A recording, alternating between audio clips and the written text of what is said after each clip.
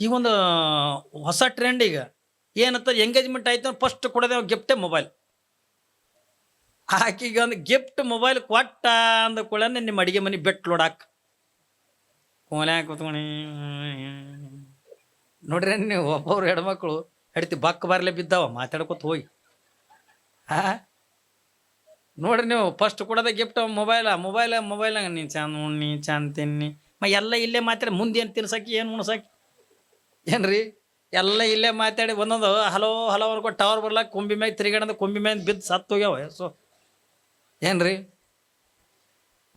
ಅದನ್ನು ಕಿಮ್ಯಾಗ ಏನ್ರಿ ಕಿಮ್ಯಾಗ ಇಟ್ಕೊಂಡು ಕೇಳಿರ್ಲಿ ನೀವೆಲ್ಲ ನೋಡಿರ್ಬೇಕು ಏನ್ರಿ. ರೈಲ್ವೆ ಬಂದಿಸೋದಕ್ಕೆ ಗೊತ್ತಿಲ್ಲ ಅವಾಗ ಅದು ಎಂಗೇಜ್ಮೆಂಟ್ ಆಗ್ಯದ. ಇಯರ್ಫೋನ್ ಅಂತಾರೆ ಇಯರ್ಫೋನ್ ಹಾಕೊಂಡ ನಾವು ಕಿಮ್ಯಾಗ ಇಯರ್ಫೋನ್ ಹಾಕೊಂಡು ಆಕಿ ಏನಂತಾರೆ ಎಂಗೇಜ್ಮೆಂಟ್ ಮಾಡ್ಕೊಂಡು ಹುಡುಗಿ ಜೋಡಿ ಮಾತಾಡ್ಕೊತ ಹೊಂಟಾನ. ಹಿಂದೆ ಟ್ರೈನ್ ಬಂದು ಗೊತ್ತೇ ಇಲ್ಲ.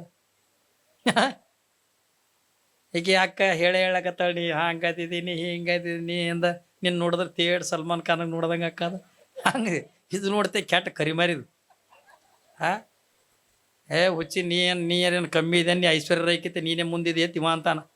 ಆಕಿನೂ ನೋಡ್ತೇವೆ ಹಲ್ಲು 3 ಇಂತಾವು ವರ್ಣನ ಮಾಡ್ತಾವ್ರಿ ಸುರುವಿಗೆ. ಯಾವಾಗಿಟ್ಟು ಮಾಡ್ತಾರಲ್ಲ ಮದುವೆ ಆದ ಕೂಡ ಒಟ್ಟು ಒಳಗಿಂದ ಹೊರಗೆ ಬರಂಗಿಲ್ಲ ಹೊರಗಿಂದ ಒಳಗೆ ಬರಂಗಿಲ್ಲ ಏನ್ರಿ. ಒಟ್ಟು ಹೆಣ್ತಿನಿ ಬಿಟ್ಟು ಒಂದು ಕ್ಷಣ ಇರಂಗಿಲ್ಲ.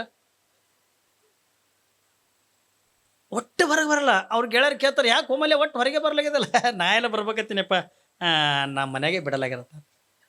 ಎಲಿತಾನ ಅಂತಾನ ಒಂದು 6 ತಿಂಗಳಂದಾನ 1 ವರ್ಷ ಅಂದಾನ ಬೇಡ 1-2 ವರ್ಷ ಅಂದಾನ ಅಂತಾನೆ.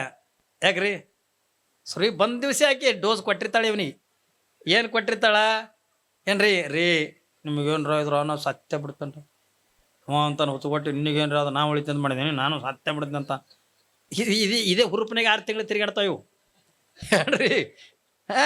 ಏನ್ರಿ ಅದನ್ನ ಉಳ್ಯಾಲೆ ಅಂದಿರ್ತಾಳ. ಇವನು ನಾನು ನಿನಗೇನ್ರಿ ಅದ್ರ ಉಳ್ಯಾಲೆ ನಿನ್ನ ಬಿಟ್ಟು ನಾ ಇರಂಗಿಲ್ಲ ನನ್ನ ಬಿಟ್ಟು ನೀ ಇರಂಗಿಲ್ಲ.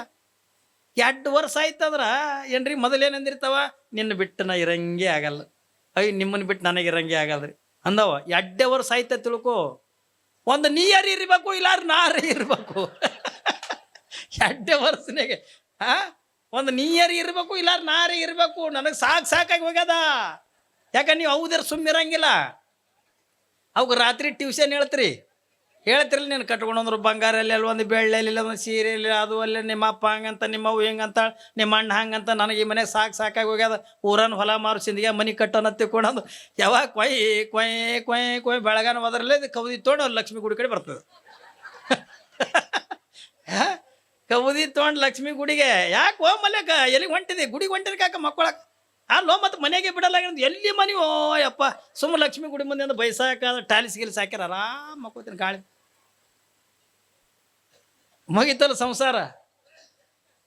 ಮತ್ತು ಅದಕ್ಕೆ ತೊಗೊಂಡು ಬರೋದು ನಂಬಲ್ಲಿ ಯಪ್ಪ ಹಿಂಗಾಗತ್ತೆ ಯಪ್ಪ ಒಂದು ದಾರ ಕಟ್ಟೋದು ಇದಕ್ಕೇನು ಬೇಳಿರಲ್ಲ ನಾಡಿ